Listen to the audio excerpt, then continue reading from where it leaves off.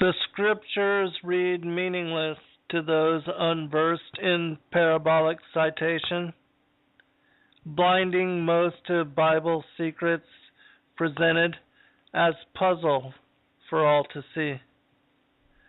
The profundity of gospel message, like Morse code, seems gibberish to one unskilled in translation and unscrupled in encryption. Few there are for guidance, able to direct those ready to the miracle of saving grace and the reward of salvation through Yeshua Christ.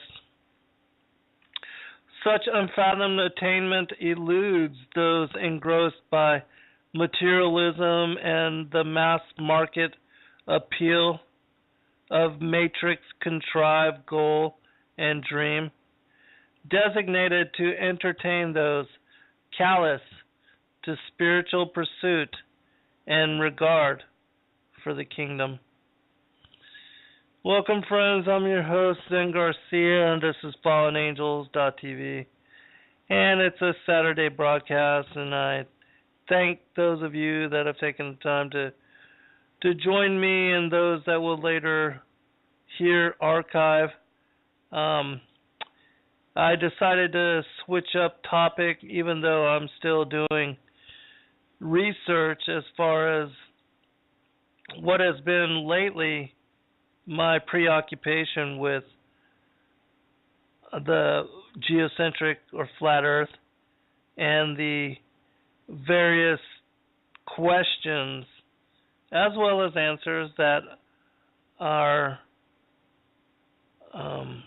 corresponding to both. And there's just a lot to say about it, but I'm not going to cover any of that in this particular show.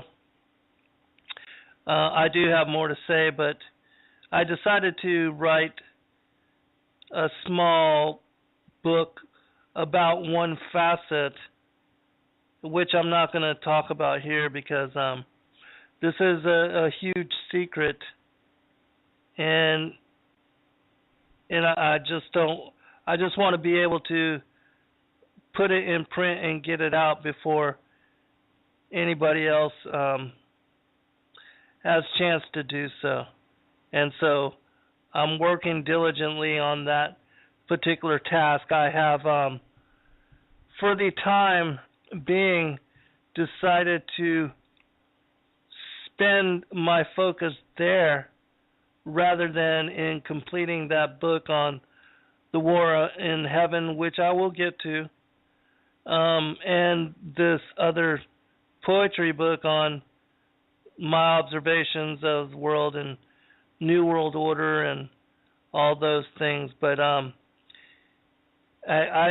had to divert, at least temporarily, my focus and preoccupation with those tasks, because this as topic, this mother of all conspiracies, has affected so much of what I was working on there that I have to come to some kind of understanding which would make me decide which direction to go. But it is huge, and I will release it soon. I've been working 24/7 on it, and so I've got already 50 pages done. But anyways, today I decided to cover a portion of what is called the Apocalypse of Abraham, which is a text that not a lot of people have heard about. And Link, when people read what I'm working on now, it's going to be absolutely mind-blowing for them, and it also will confirm the premise of the gospel and the scriptures and those things that are contained within, and will confirm 1,000% the divinely inspired nature. Not that we didn't already believe, but for those that don't, they're not going to be able to get away from this, and they're not going to be able to just push it aside. It's that profound, and so I'm trying to get it out as soon as possible. All right, but anyways, the Apocalypse of Abraham, there's one portion. I'm going to skip over the first part of the text just to catch you up on it, and I'll post a link to it as well in the chat room. I'm going to be reading from my own copy of it. But for those that may be wanting to follow along or read it later for yourself, because it is not a very well known about text, this link will give you access, and it will also show you two different versions of the text side by side so that you can read for yourself. And it's interesting because it confirms the premise, in my opinion, of my fourth book, The Lucifer Father of Cain, and my efforts on that behalf, of which I have been highly ridiculed and received just an insurmountable amount of animosity and even straight up hatred for believing this way, which I know absolutely it's 100% scriptural. But that, for whatever reason, so many are unwilling to even look into it as possibility. But anyways, so the first portion of this text has to do with Abraham being witness to his father's worship of the various Sumerian idols made of gold or silver or brass or wood, and his unbelief that these particular idols are gods or that could in any way benefit him or help him in a time of crisis, and that they totally do not deserve any praise, worship, or even any kind of respect. And so for those that are unfamiliar with other texts which relate to Abraham's destruction of his father's idols, and how he had put an axe in the hand of the largest, and then told his father that the largest idol was mad at all the others and had destroyed them, and that his father then told him, well, that's impossible because they are, basically stone or wood or brass or gold or silver, and that they can't move. And then Abraham challenges him, if they can't move and that they can't even, kill each other, why would you give them any kind of praise or worship? And so Terah, his father, who's the high priest to Nimrod, he goes and basically tattletales on his own son, and Nimrod calls him Abraham before him. But anyways, that isn't in this particular account. Just the account of Abraham's relationship with his father and the reaction of his father when the idols are destroyed. And then the next portion, of which I'm going to be picking it up, is the Most High God sending one of his angels to Abraham and telling him to go to a high place, and a particular mountain, to perform ritual where he would be taught about the secrets of heaven and earth and the way things really are. And so we'll pick it up there. And the main reason I decided to share this is because, again, it is one of those texts that is a confirming witness to a large portion of my work, but will help you to understand the parable of the wheat and the tares of Matthew chapter 13 and what Christ talks about as the difference between the seed of the woman and the seed of the serpent, and how that enmity began not with Genesis 6 and the Watcher incursion, their mating with the daughters of Cain, but with Genesis 3 and the beguilement of Eve and her impregnation with the firstborn hybrid son of the devil, Cain. All right, so we'll pick it up there and then I'll check.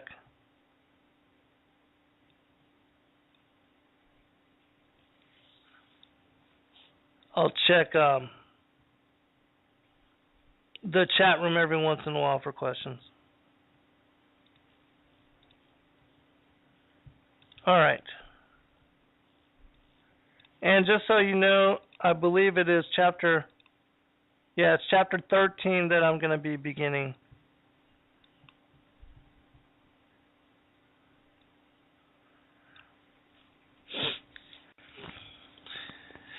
And I think I'm going to read the right side. Not that there's really much difference, but I'm choosing right because that is the side of the elect, whereas the left is the side of those who walk the broad path of destruction. And the right-hand side is those that walk the narrow way. So, just so you know. All right. And I did everything according to the command of the angel and gave the angels who had come to us the divided animals. But the angel Joel took the birds, and I waited until the evening sacrifice.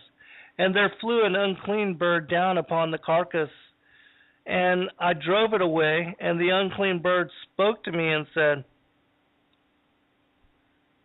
Abraham, what are you doing upon these holy heights, where no man eats or drinks, nor is there upon them the food of man, but these heavenly beings consume everything with fire, and will burn you up.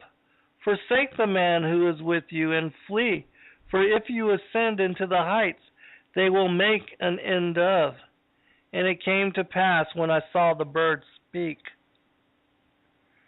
I said to the angel, What is this, my Lord? And he said, This is ungodliness. This is Azazel. And he said to it, Disgrace upon you, Azazel, for Abraham's lot is in heaven, but yours is upon the earth, because you have chosen and loved this for the dwelling place of your uncleanness. Therefore the eternal mighty Lord made you to be a dweller upon the earth, and through you every evil spirit of lies, and through you wrath and trials for the generations of ungodly men. For God, the eternal mighty one, has not permitted that the bodies of the righteous should be in your hand, in order that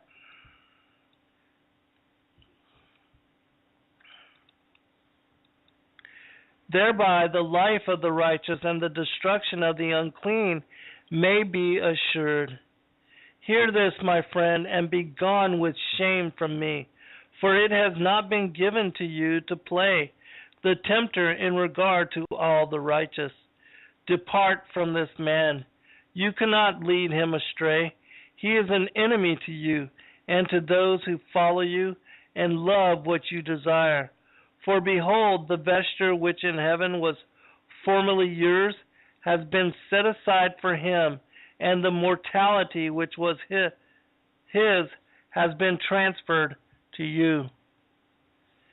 And the angel said to me, Know that from henceforth the Eternal One has chosen you. Be of good courage and use this authority so far as I bid you against him who slanders the truth. Should I not be able to put him to shame who has scattered over the earth the secrets of heaven and has rebelled against the Mighty One? Say to him, become the burning coal of the furnace of the earth. Go, Azazel, into the inaccessible parts of the earth, for your heritage is to be over those who are with you, the ones who brought forth with the stars and clouds, and with the men whose portion you are, even those who exist on account of your being. Now, isn't that interesting? Because we know that angels are created beings. They are not born into the world. And that the only way you can be responsible for bringing others into being is if you have children and are, procreating with humanity. And so, in my opinion, this particular portion is equated with the seduction, the beguilement of Eve. Justification shall be your enemy. Now depart from me by your perdition.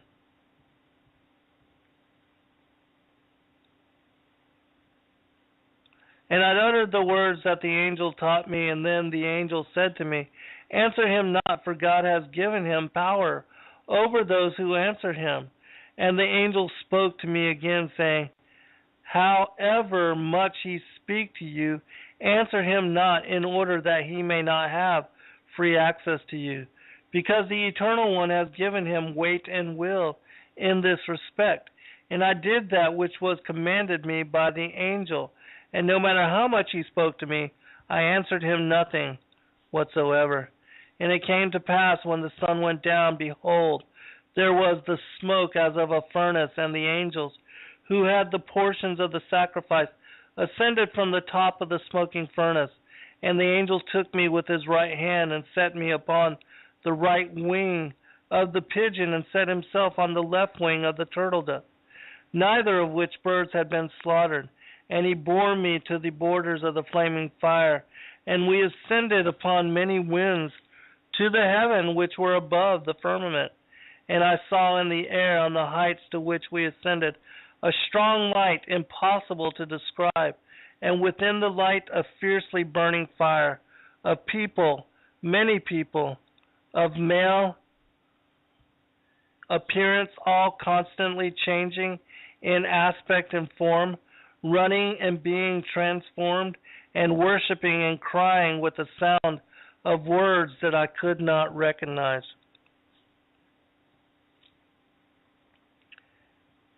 And I said to the angel, why have you now brought me up here? Because my eyes cannot now see distinctly, and I am growing weak, and my spirit is departing from me. And he said to me, remain close by me, and do not fear, for the one whom you cannot see is now coming towards us with a great voice of holiness, even the Eternal One who loves you. But you yourself cannot see him, but you must not allow your spirit to grow faint on account of the choir of those who cry out, for I am with you to strengthen you. Pretty soon we're going to get to the vision of what I wanted to really focus upon. And while he was thus speaking, fire came all about us, and there was a voice within the fire, like the sound of many waters, like the sound of the sea in violent motion. And I desired to fall down there and worship, and I saw that the angel who was with me bowed his head and worshiped. But the surface of the high place where I seemed to be standing changed its inclination, constantly rolling as the great waves on the surface of the sea. And the angel said, worship, Abraham, and utter the song which I shall now teach you. Utter it without ceasing, and that is without pause, in one continuous strain from beginning to end. And the song which he taught me to sing had words appropriate to that sphere in which we then stood, for each sphere in heaven has its own song of praise, and only those who dwell there know how to utter it. And those upon earth cannot know or utter it except they be taught by the messengers of heaven. And the words of that song were of this import and signification. Eternal, mighty, holy, El, God only supreme, you who are the self-originated, the beginningless, one, incorruptible, spotless, uncreated, immaculate, immortal, self-complete, self-illuminating, without father, without mother, unbegotten, exalted, fiery one, lover of men, benevolent one, bountiful one, jealous over me and very compassionate, Eli, my God, eternal Jehovah, Zeboath, which I guess that's like Sabaoth, S-A-B, very glorious El, Jael. You are the one whom my soul has loved, eternal protector, shining like fire, whose voice is like thunder, whose look is like lightning. You are the all-seeing one who receives the prayers of all such as honor you, and turn away the request of those who embarrass you with their provocations, who dissolve the confusion of the world which arise from the ungodly, and the righteous mixed up in the confusion of the corruptible age. And renewing the age of the righteous, shine, O Lord, shine as light, even as that light which you clothed yourself on the first day of creation. Shine as the light of the morning on your creatures, and let it be day upon earth. For in these heavenly dwelling places there is no need of any other light than the unspeakable splendor from the light of your countenance. O answer my prayer. O be well pleased with it, and accept my sacrifice, which you have prepared for me to offer. Accept me favorably, and show me, teach me all that you have promised.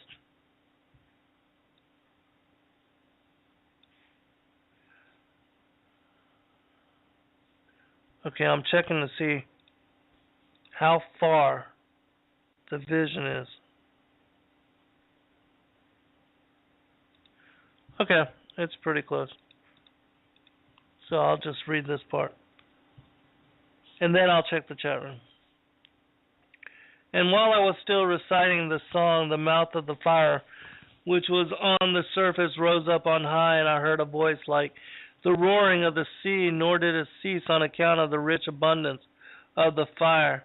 And as the fire raised itself up, ascending into the heights, I saw under the fire a throne of fire, and round about it the watchfulness of many eyes, even the all-seeing ones reciting their song.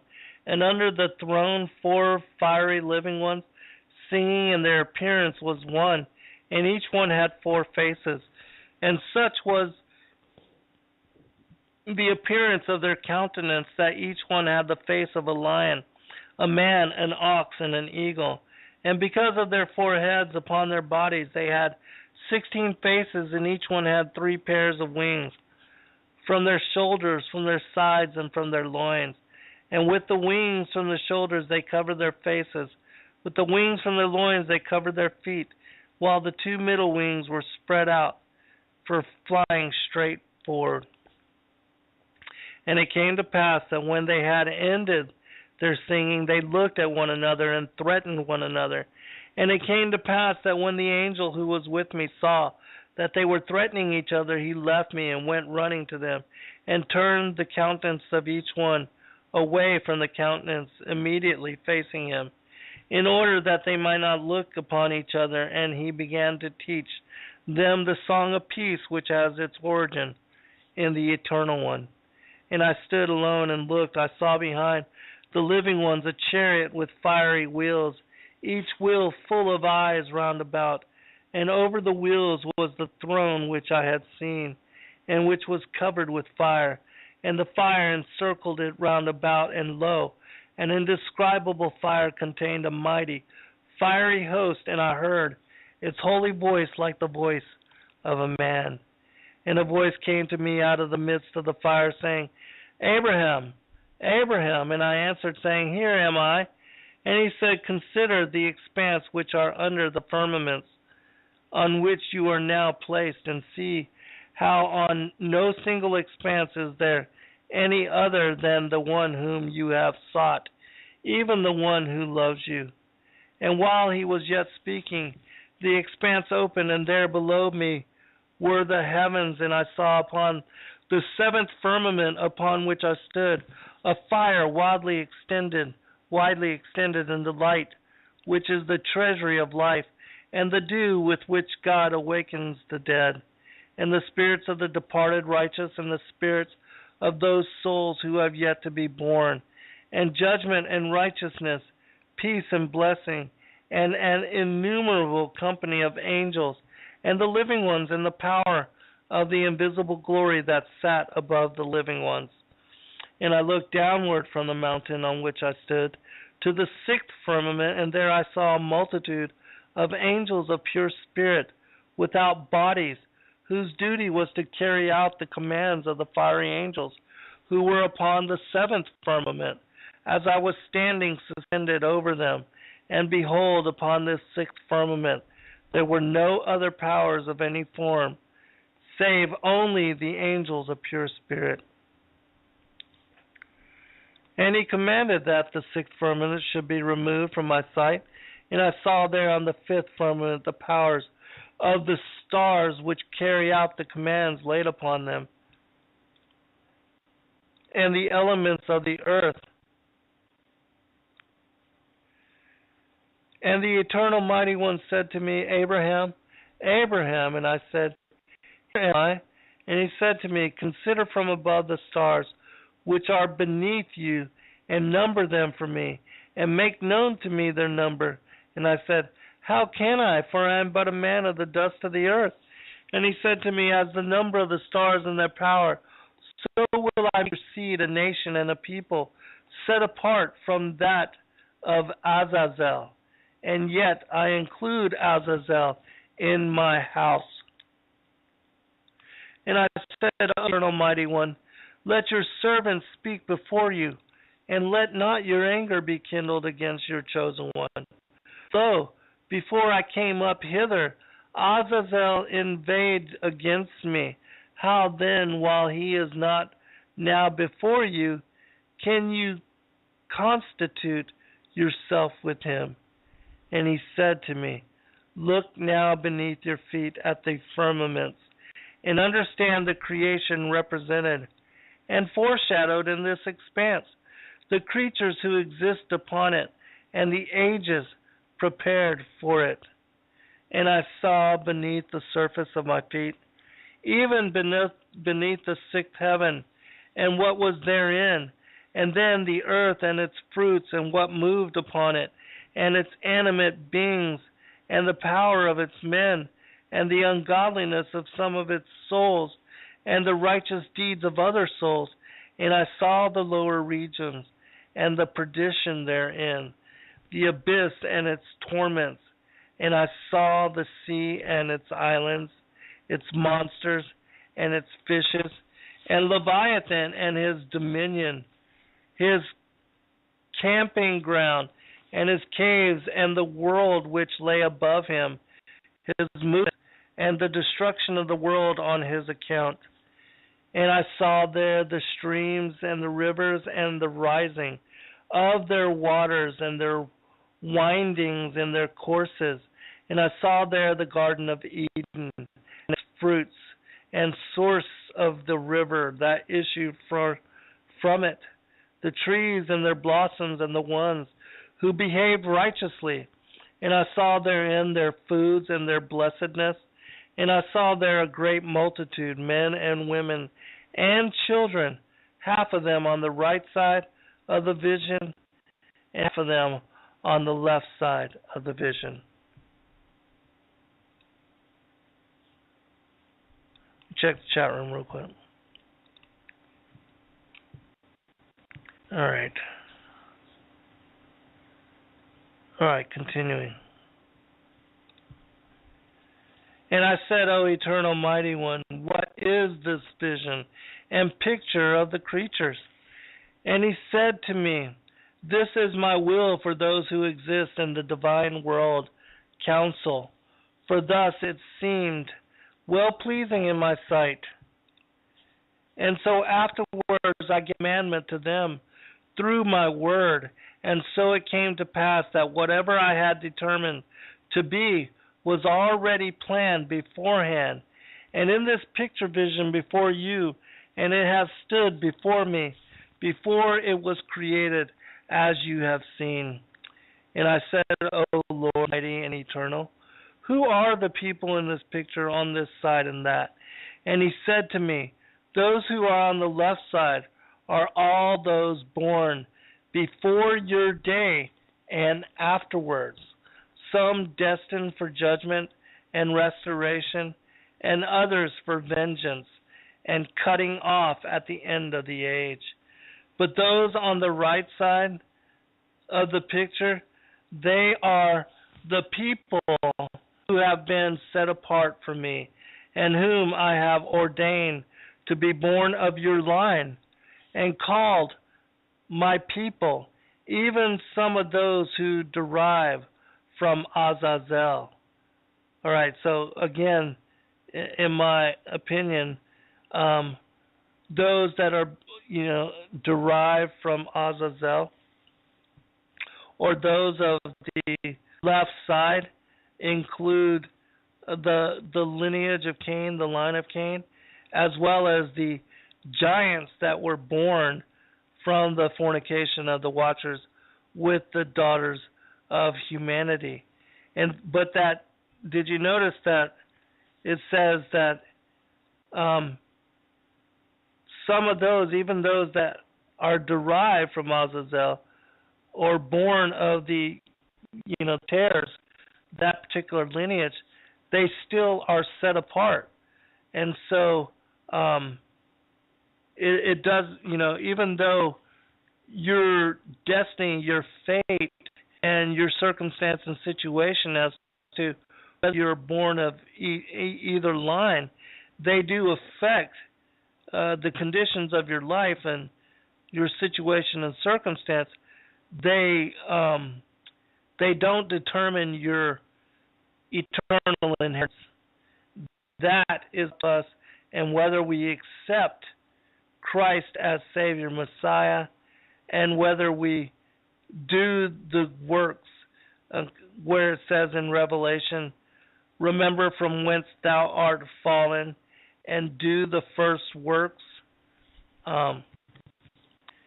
that regardless of which line we are born into, we do, and our allegiance, our alignment with one of two masters, either Satan or Christ, and the work that we do accordingly, that also is a huge factor in the determination of whether we are found worthy and counted with the elect.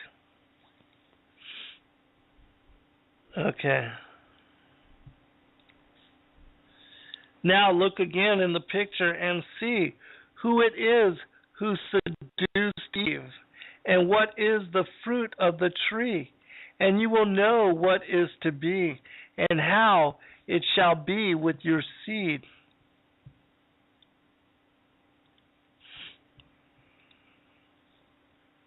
Among the people at the end of the days of this age, in all that you cannot understand, I will make known to you, for you are well pleasing in my sight, and I will tell you of those things which are kept in my heart.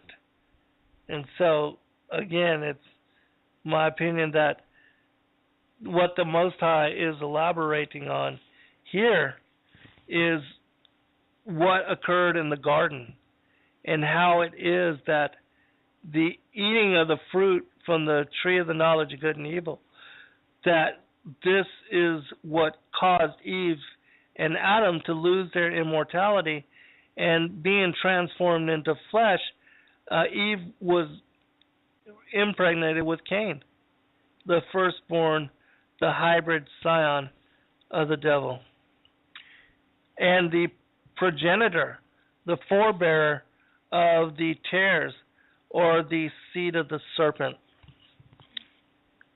All right, continuing.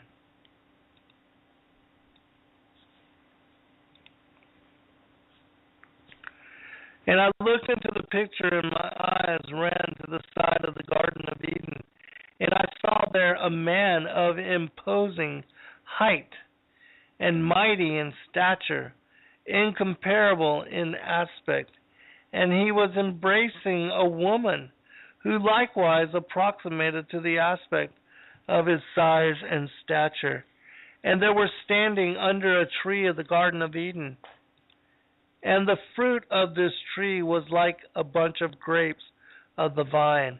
And standing behind the tree was one who had the aspect of a serpent, having hands and feet like those of a man, and wings on its shoulders, 6 pairs of wings, so that there were 6 wings on the right and 6 on the left. Is that not interesting as well? Because, so many people believe that the serpent in the garden, the Nakash, that it was simply a snake, and had no further aspect, even though it says that his limbs were shriveled up and he was made to go upon his belly. They still argue against the supernatural aspect of the Nakash as a winged serpent. And here in this particular passage, we have confirmation of the Shining One as being a winged enchanter, a feathered serpent.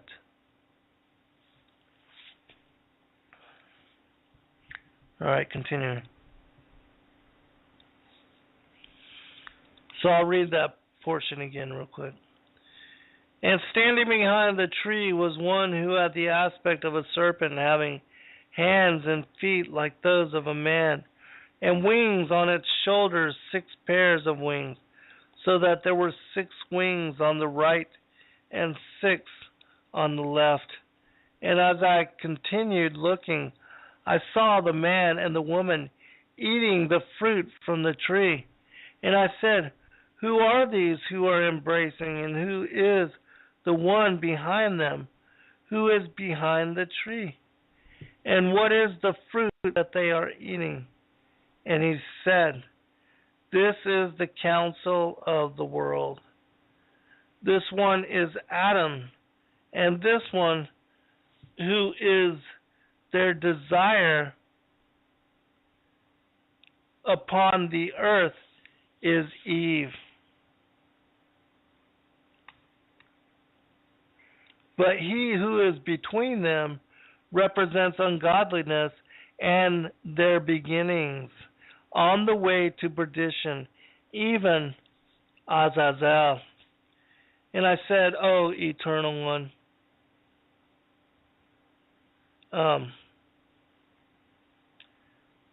let's see. O Eternal Mighty One, why have you given him the power to destroy the generations of men and their work upon the earth? And he said to me, those who will do evil over them, I gave him power, even to be beloved of them. And I answered and said, O Eternal Mighty One, wherefore is it your will that evil should be desired in the hearts of men, since you are indeed angered over that which you see? Is it your will, and you are angry with him who is doing what is unprofitable in your counsel?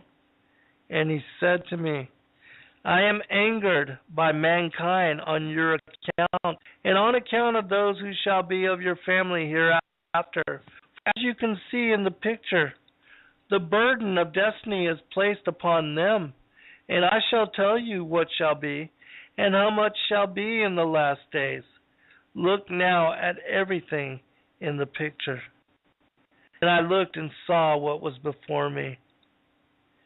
In creation, I saw Adam and Eve with him, And I saw the cunning adversary, and Cain, who acted lawlessly through the prompting of the adversary. And I saw the slaughtered Abel, and the destruction brought about and caused upon him through the lawless one. And I saw impurity in those who lust after it, and its pollution, and their jealousies, and the fire of their corruption in the lowest part of the earth. And I saw theft in those who hasten after it, and the arrangement of their retribution at the judgment of the great assize. And I saw their naked men with their foreheads against each other, and their disgrace, and the passions which they had for each other, and their retribution. And I saw desire, and in her hand the head of every kind of lawlessness, and her scorn, and contempt, and waste, a sign to perdition. And I saw there the likeness of the idol of jealousy, carved in woodwork, such as my father was wont to make, and its body was glittering bronze, which covered the wood. And before it I saw a man who was worshiping the idol, and in front of him there was an altar, and upon the altar a boy, slain in the presence of the idol.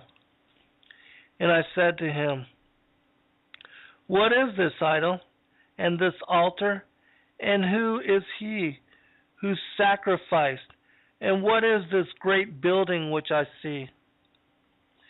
Beautiful in art and design, even with a beauty like that which lies beneath your throne.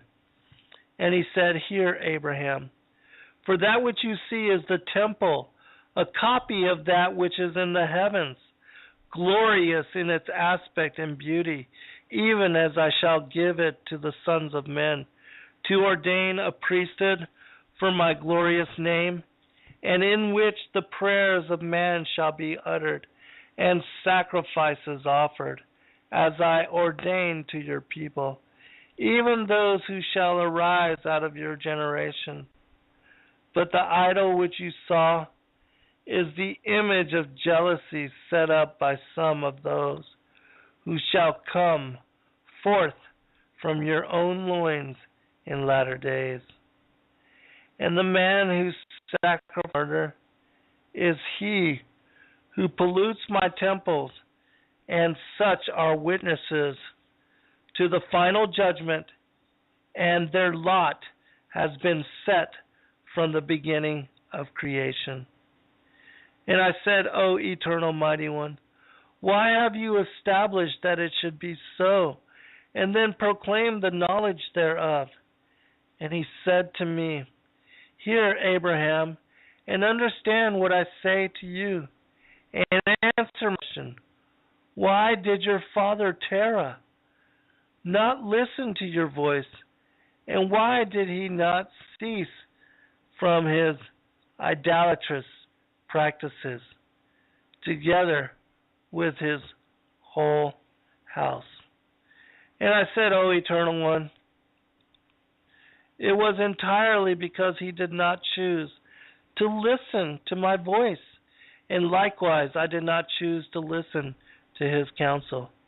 And he said to me, the will of your father is within him, and your own will is within you, and so also the counsel of my own will is within me, and is ready for the coming days, even before you have any knowledge of them, or can see with your eyes what is the future of them.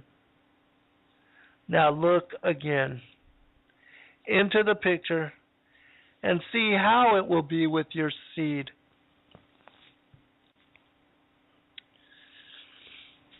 And I looked and saw, and behold, the picture swayed, and from it emerged on the left side an ungodly people.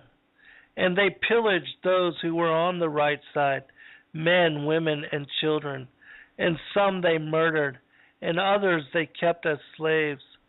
And I saw them run towards them through 4 entrances, and they burned the temple with fire, and the holy things that were therein were all plundered.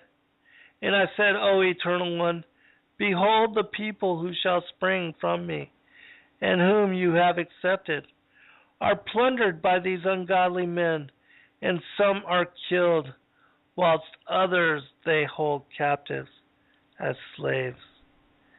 And the temple they have burned with fire, and the beautiful things therein they have robbed and destroyed. If this is to be, why have ye so torn my heart?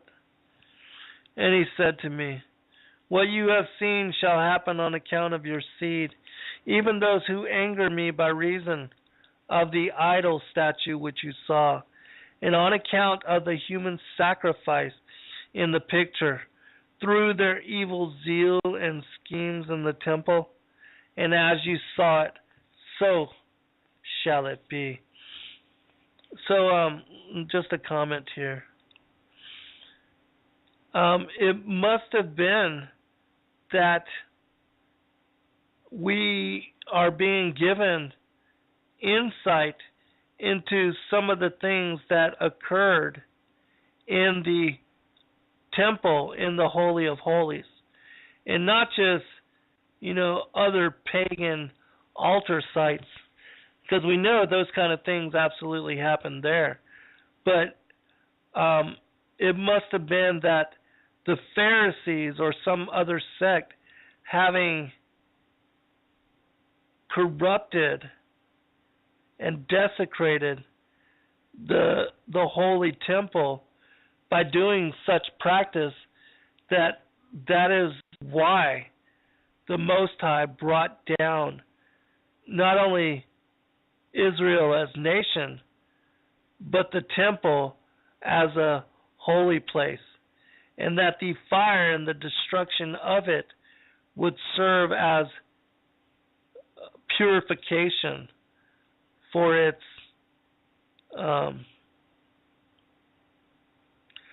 for the abomination that had taken place within it, is my opinion. Even though we don't know for a certain. But I would think that that is why the Most High is sharing with us and giving us a glimpse into the workings and the hidden occult practices that were taking place and being performed by the Pharisees and the Sadducees and those that had come to inherit the authority as rabbis, the synagogues and the temple authorities.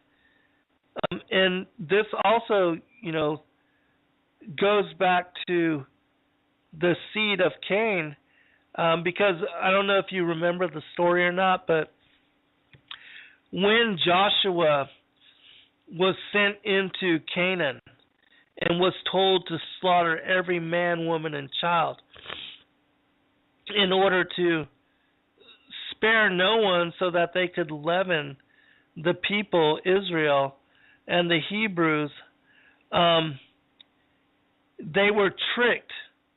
There was a group of people, I forget what they had called themselves, but they were Canaanites.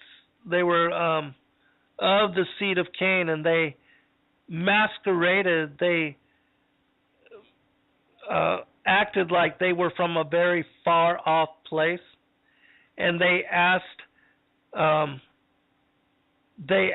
Joshua to spare them, and they promised to be servants unto the people Israel, to the Hebrew Israelites.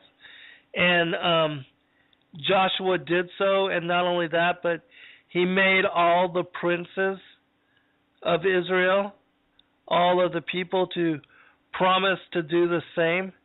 And after taking vow, they discovered that they had been deceived, and that because of such vow, they were unable to slaughter them outright and allowed them to be servants, to continue serving as servants to the Hebrews.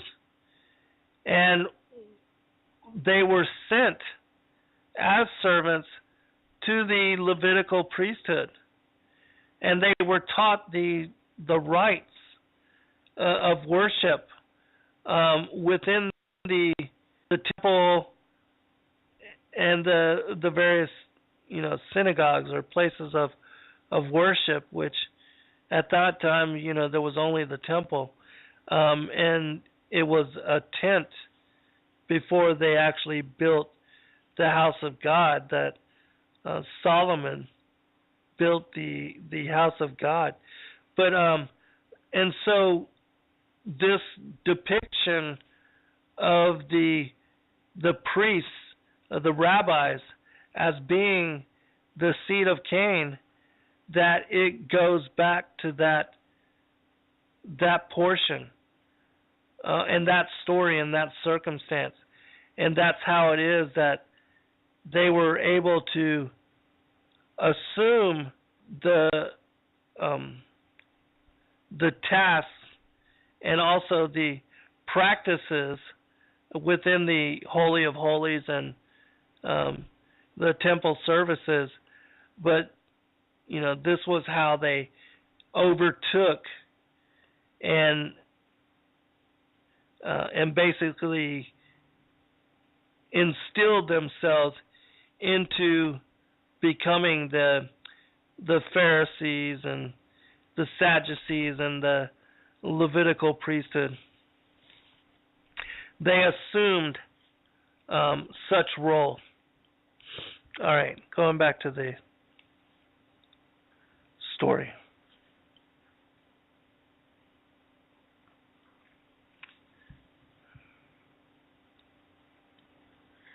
And he said to me, what you have seen shall happen on account of your seed. Even those who anger me by reason of the idol statue which you saw, and on account of the human sacrifices in the picture, through their evil zeal and schemes in the temple. And as you saw it, so shall it be. And I said, O eternal mighty one, may these works of evil wrought in ungodliness now pass by, and rather show me those who fulfilled the commandments, and even the works of righteousness. For of a truth you can do this. And he said to me, the days of the righteous are seen in type by the lives of those righteous rulers who shall arise, and whom I have created to rule at the times appointed. But know this, that out of them shall arise others who care only for their own interest, even of the type that I have already shown you. And I answered and I said, O mighty one, hallowed be your power. Be favorable to my petition, and show me, because for this reason you have brought me up here, whether what I saw shall happen to them for a long time. And he showed me a multitude of his people, and said to me, on their account, through 4 entrances, as you saw, I shall be provoked by them, and in these shall my retribution for their deeds be accomplished. But in the 4th descent of 100 years, even 1 hour of the age, the same is 100 years, there shall be misfortune among the nations, but also for 1 hour there shall be mercy and honor among those nations. And I said, O Eternal One, how long are the hours of the age? And he said, 12 hours have I ordained for this present age, of ungodliness to rule among the nations, and within your seed, and until the end of the times. It shall be even as you saw. And now reckon and understand and look again into the picture.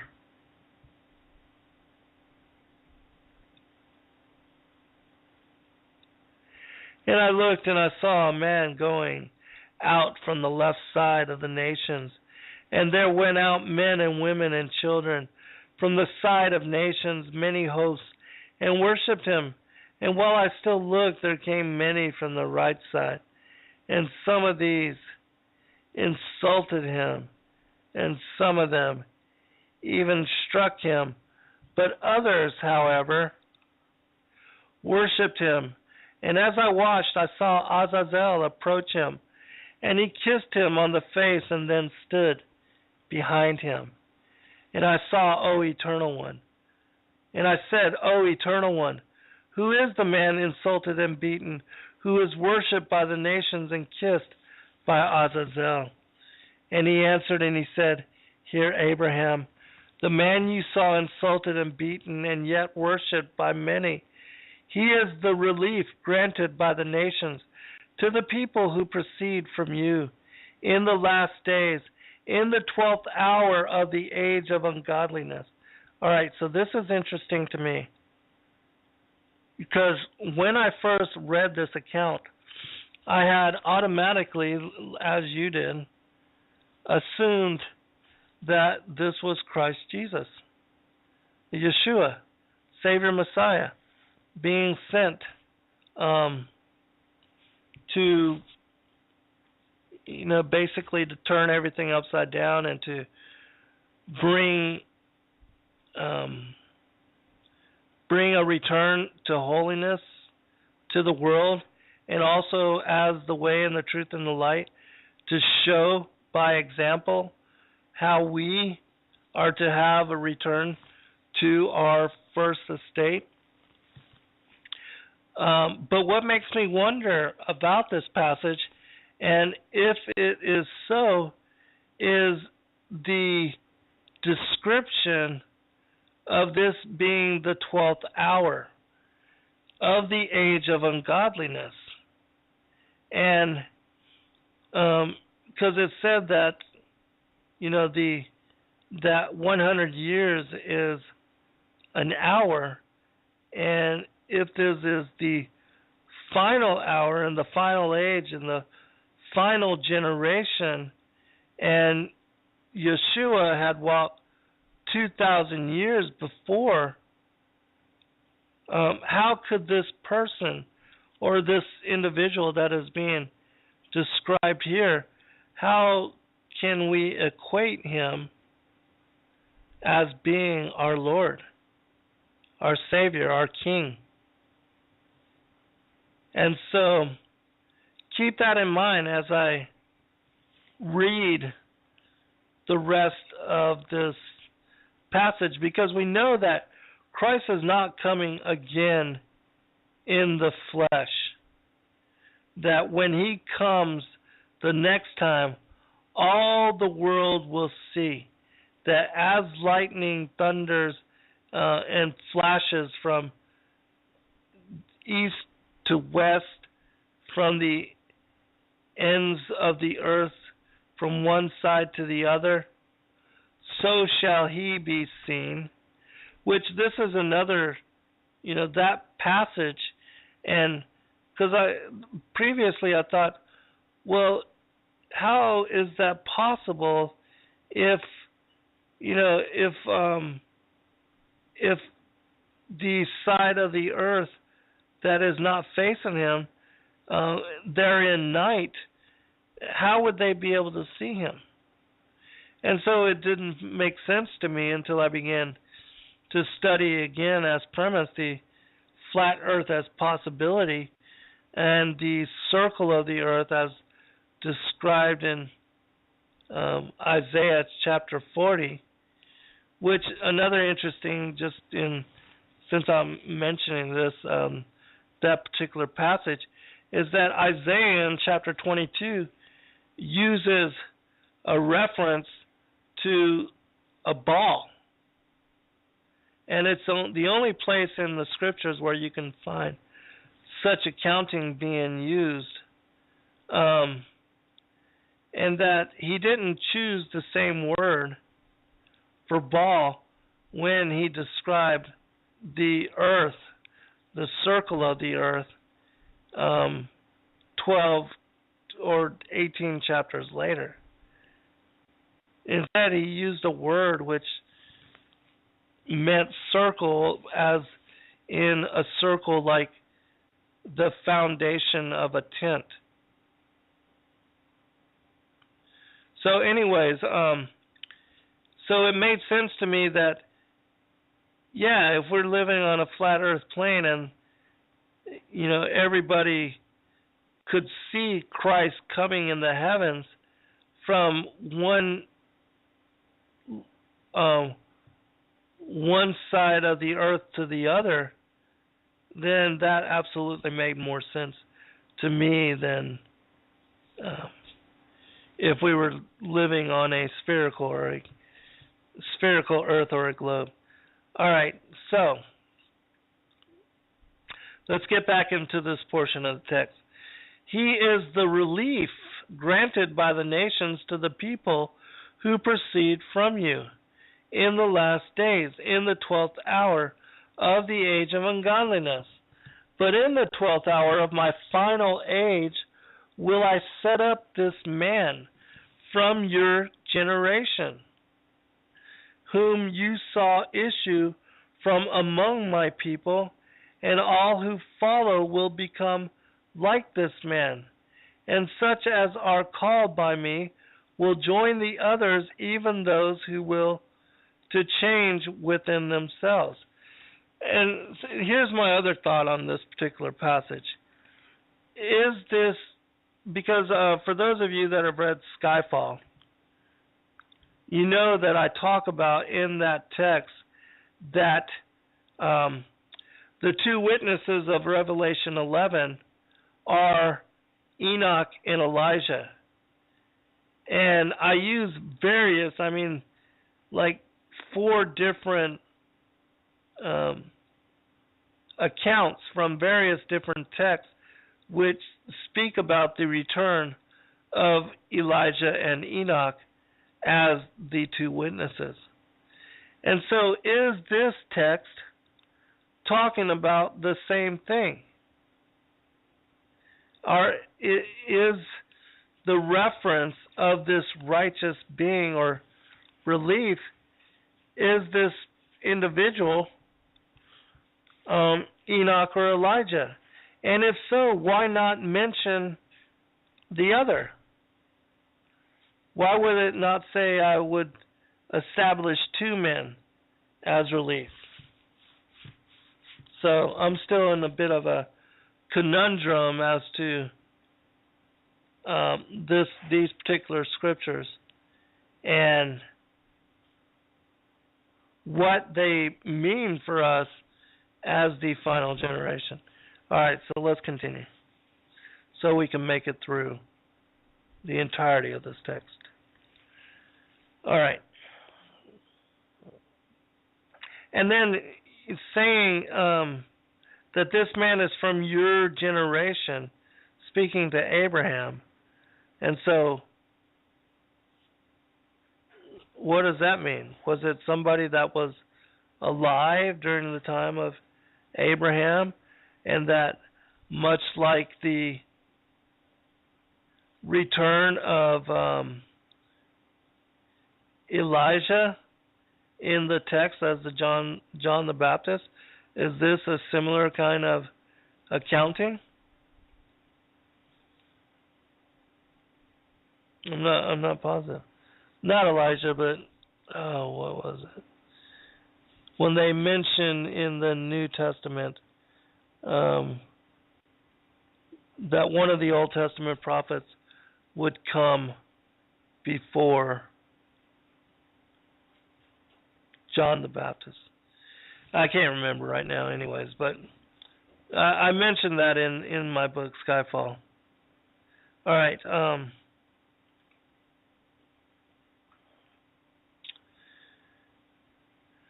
I will set up this man from your generation whom you saw issue from among my people, and all who follow will become like this man. And such as are called by me will join the others, even those who will to change within themselves.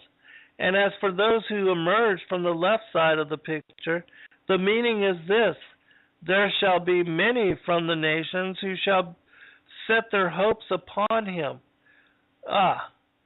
Now, but as for those whom you saw from your seed on the right of the picture who insulted him, so maybe this is Antichrist? Let's continue. We'll see how it plays out.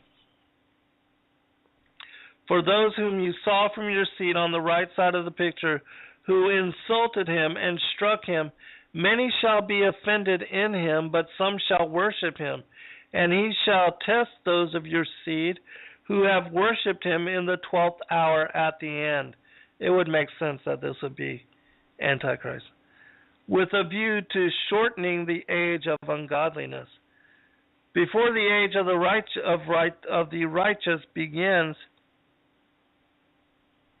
to grow, my judgment shall come upon the lawless peoples, through the people of your seed who have been separated unto me.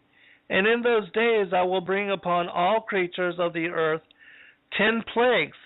Now this is interesting to me because you know how in the Matthew chapter 24, Luke 21, and Mark chapter 13, which are about the signs at the end of the age, the apostles asked Christ, what will be the signs of your return? And he says in various accounts that there will be wars and rumors of wars, earthquakes in diverse places, be weary that you be not deceived, all those kind of things, which basically is the same chapter, just, 3 different witnesses. But anyways, in those passages, he talks about how, as in the days of Noah, so shall it be in the days of the second coming of the Son of Man. And how what had played out during the time of Noah, and which was reason that the flood was brought upon the earth, the miscegenation, the angels fornicating, the return of the giants, all those things, that those kind of things would be done again, and that what had once been shall be again, and that what was in the past shall be repeated.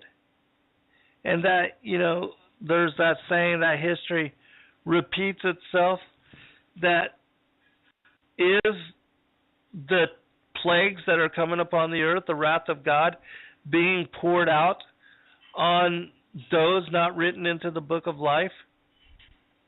Will it be similar to the 10 plagues that were brought upon Egypt, and which led to the freedom of the Hebrew Israelites from the bondage of that pagan nation? Just wondering. Could possibly be. And so it would not only be as in the days of Noah, but perhaps as in the days of Moses. And in those days I will bring upon all creatures of the earth 10 plagues through misfortune and disease and the sighing of their grief. And this shall be brought upon the generations of men on account of the provocation and the corruption of mankind, whereby they provoke me. And then shall righteous men of your seed survive, in the number which is kept secret by me, and will hasten the coming of the glory of my name to that place prepared beforehand for them, which you saw devastated in the picture. and they shall live and be established by sacrifices of righteousness in the age of the righteous, and they shall rejoice in me continually and receive those who return to me in repentance. For great shall be the inner torment of those who have despitefully used them in this world, as they observe the honor placed upon my own in the day of glory. See, Abraham, what you have seen, and hear what you have heard, and take knowledge of all that you have come to know. Go to your heritage, and behold, I am with you unto the age. But while he was still speaking to me, I found myself once again upon the earth, and I said, O Eternal One, I am no longer in the glory which is on high, and there is one matter which my soul longed to know and understand, which has not been revealed to me. And he said to me, what your heart desired I will tell you, because you have sought to see the 10 plagues which I have prepared for the godless nations, and which have been predetermined at the passing over of the 12th hour of the age of the earth. Hear, therefore, what I divulge, and so shall it come to pass. Here's the listing of the 10 plagues.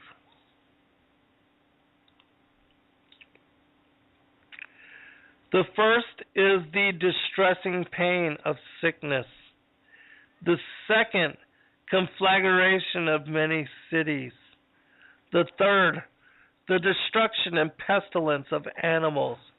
The fourth, hunger of the whole world and its people.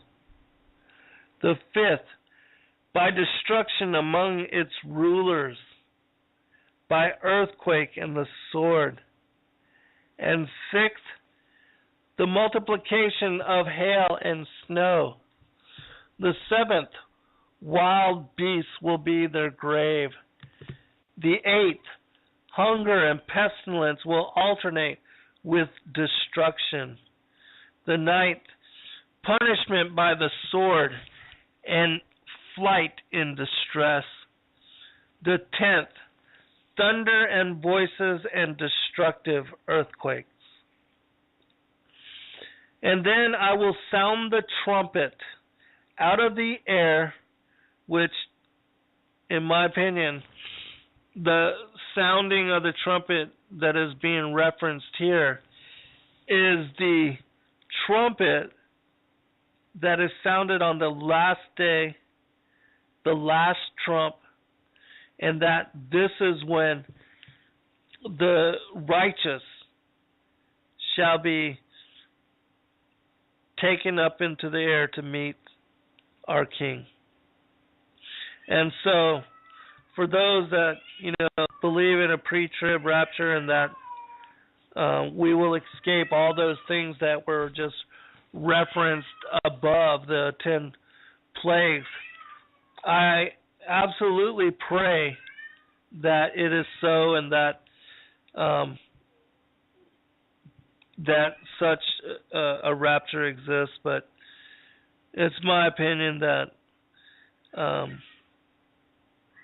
according to this and many other texts, that the last trumpet, the last day, and that then the wrath of God is poured out on those not written into the book of life, but that there is much suffering even prior.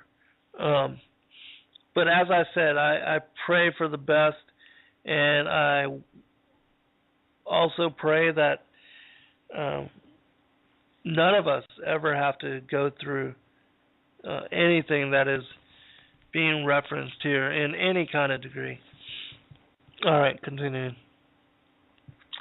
And then I will sound the trumpet out of the air, and I will send my elect one, having in him all my power in one measure. And he shall summon my despised people from all nations, and I will send fire upon those who have insulted them, and who have ruled over them in this age.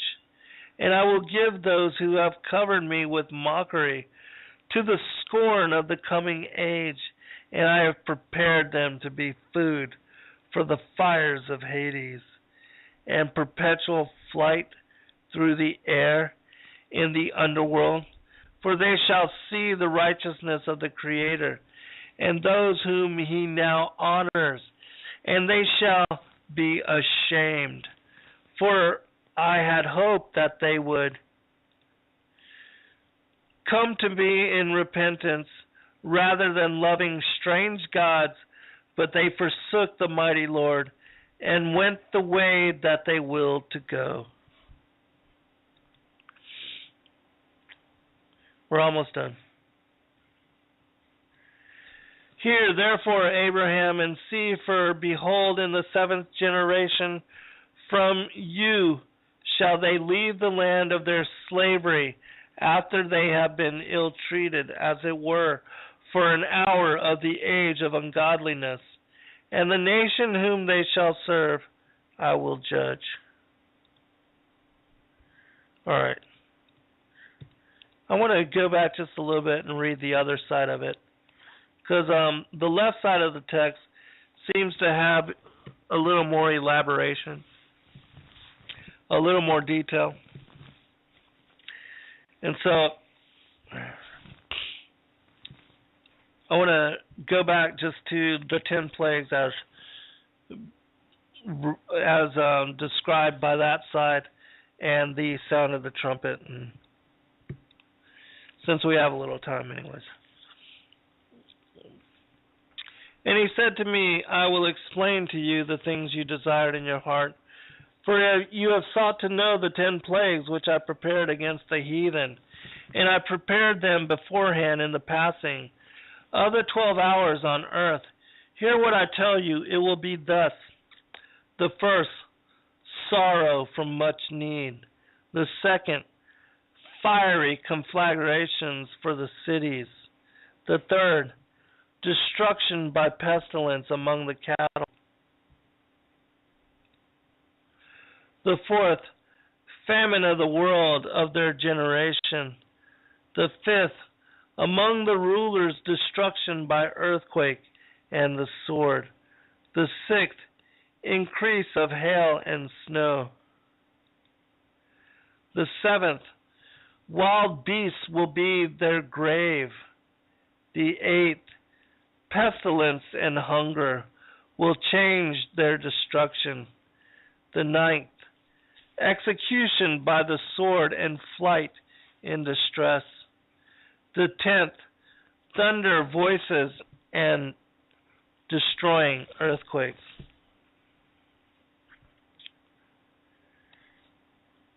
And then I will sound the trumpet out of the air, and I will send my chosen one, having in him one measure of all my power, and he will summon my people, humiliated by the heathen, and I will burn with fire those who mock them and ruled over them in this age, and I will deliver those who have covered me with mockery over to the scorn of the coming age, because I have prepared them to be food for the fire of Hades, and to be ceaseless soaring in the air of the underworld regions of the uttermost depths, to be the contents of a wormy belly, for the makers will see in them justice, the makers who have chosen my desire and manifestly kept my commandments. And they will rejoice with merrymaking over the downfall of the men who remained and who followed after the idols and after their murders. For they shall putrefy in the belly of the crafty worm Azazel, and be burned by the fire of Azazel's tongue. For I waited so they might come to me, and they did not deign to. And they glorified an alien god, and they joined one to whom they had not been allotted, and they abandoned the Lord who gave them strength. Last portion. Therefore hear, Abraham, and see, behold, your seventh generation shall go with you, and they will go into an alien land, and they will enslave them and oppress them as for 1 hour of the impious age. But of the nation whom they shall serve, I am the judge. And the Lord said this too. Have ye heard, Abraham, what I told you, what your tribe will encounter in the last days? Abraham, having heard, accepted the words of God in his heart. All right, we're going to finish there. I'm thinking. I know I still have to do a show on Melchizedek, so maybe I'll get some of that material together and do that possibly next week. But if not, I was thinking of maybe going back into the second portion of the writings of Abraham, since I just covered this aspect, because that is a very interesting text anyways. And who knows, if you have anything that you would like me to cover or want me to make, to put some focus upon, just send me an email at zengarcia.com and I will do so. I'll see if I can put together something and make it available to all of you. I appreciate those of you that have joined me for live discussion, that have made it to the chat room. I thank those of you for doing so, and know that I appreciate all of you. Let me see. There's some discussion. I'll see if I can read this. Sea Tiger is saying there is no rapture. I'm not saying rapture per se, but what it talks about in the Bible as our joining the Most High God. Not a pre-trib or something of that nature. We are not getting a free ticket out of here, says Sea Tiger, and I absolutely agree.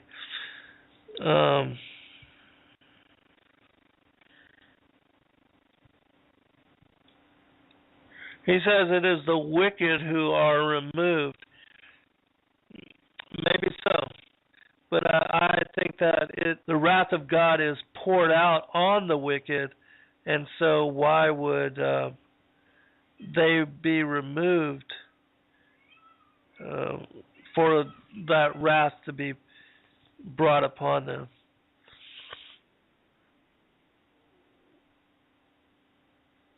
Okay, anyways, we have arrived to the very end of the show.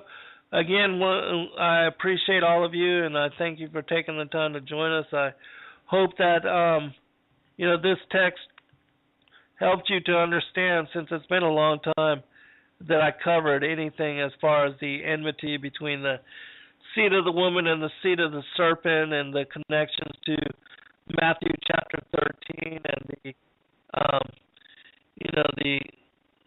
the parable of the wheat and the tares, and how the enemy had snuck into the garden and was responsible for sowing the tares, and how Matthew chapter 13 also says that the tares are the children of the wicked one, and that the wicked one is the devil. God bless all. Good night. I pray for all of your discernment and coming to truth. And don't believe anything that anybody says, especially the scientists. Doubt everything and confirm through your own efforts.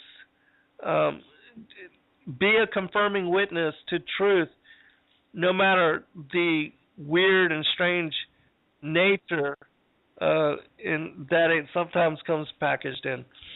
And I pray for you and your family, your children, all of us, that we be kept under the protection and glory of the Most High God.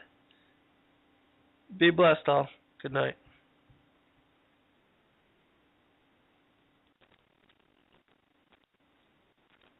Has to do with Abraham being witness to his father's worship of the various Sumerian idols made of gold or silver or brass or wood, and his unbelief that these particular idols are gods or that could in any way benefit him or help him in a time of crisis, and that they totally do not deserve any praise, worship, or even any kind of respect. And so for those that are unfamiliar with other texts which relate to Abraham's destruction of his father's idols, and how he had put an axe in the hand of the largest, and then told his father that the largest idol was mad at all the others and had destroyed them, and that his father then told him, well, that's impossible because they are, basically stone or wood or brass or gold or silver, and that they can't move. And then Abraham challenges him, if they can't move and that they can't even kill each other, why would you give them any kind of praise or worship? And so Terah, his father, who's the high priest to Nimrod, he goes and basically tattletales on his own son, and Nimrod calls him Abraham before him. But anyways, that isn't in this particular account. Just the account of Abraham's relationship with his father and the reaction of his father when the idols are destroyed. And then the next portion, of which I'm going to be picking it up, is the Most High God sending one of his angels to Abraham and telling him, the scriptures read meaningless to those unversed in parabolic citation, blinding most to Bible secrets presented as puzzle for all to see. The profundity of gospel message, like Morse code, seems gibberish to one unskilled in translation and unscrupled in encryption. Few there are for guidance, able to direct those ready to the miracle of saving grace and the reward of salvation through Yeshua Christ. Such unfathomed attainment eludes those engrossed by materialism and the mass market appeal of matrix-contrived goal and dream, designated to entertain those callous to spiritual pursuit and regard for the kingdom. Welcome, friends. I'm your host, Zen Garcia, and this is FallenAngels.tv. And it's a Saturday broadcast, and I thank those of you that have taken the time to join me and those that will later hear archive. I decided to switch up topic, even though I'm still doing research as far as what has been lately my preoccupation with the geocentric or flat earth and the various questions as well as answers that are corresponding to both. And there's just a lot to say about it, but I'm not going to cover any of that in this particular show. I do have more to say, but I decided to go to a high place and a particular mountain to perform ritual where he would be taught about the secrets of heaven and earth and the way things really are. And so we'll pick it up there. And the main reason I decided to share this is because, again, it is one of those texts that is a confirming witness to a large portion of my work, but will help you to understand the parable of the wheat and the tares of Matthew chapter 13 and what Christ talks about as the difference between the seed of the woman and the seed of the serpent, and how that enmity began not with Genesis 6 and the Watcher incursion, their mating with the daughters of Cain, but with Genesis 3 and the beguilement of Eve and her impregnation with the firstborn hybrid son of the devil, Cain. All right, so we'll pick it up there and then I'll check.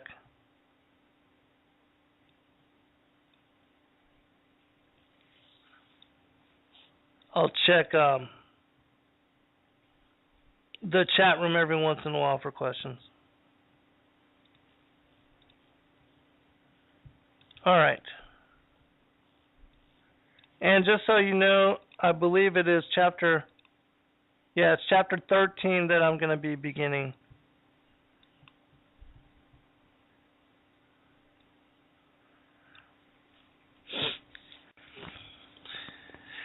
And I think I'm going to read the right side.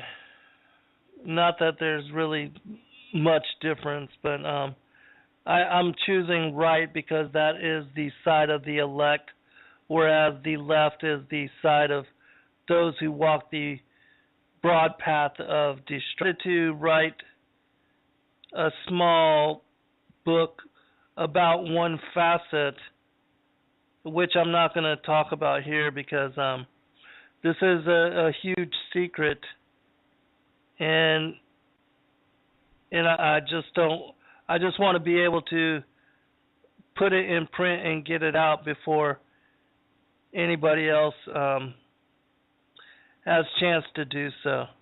And so I'm working diligently on that particular task. I have, for the time being, decided to spend my focus there rather than in completing that book on the war in heaven, which I will get to, and this other poetry book on my observations of the world and New World Order and all those things. But I had to divert, at least temporarily, my focus and preoccupation with those tasks, because this as topic, this mother of all conspiracies, has affected so much of what I was working on there that I have to come to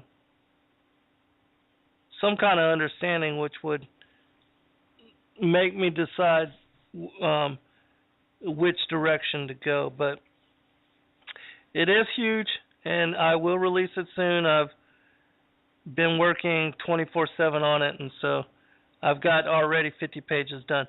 But anyways, today I decided to cover a portion of what is called the Apocalypse of Abraham, which is a text that not a lot of people have heard about. And Link, when people read what I'm working on now, it's going to be absolutely mind-blowing for them, and it also will confirm the premise of the gospel and the scriptures and those things that are contained within, and will confirm 1,000% the divinely inspired nature. Not that, we didn't already believe, but for those that don't, they're not going to be able to get away from this, and they're not going to be able to just push it aside. It's that profound, and so I'm trying to get it out as soon as possible.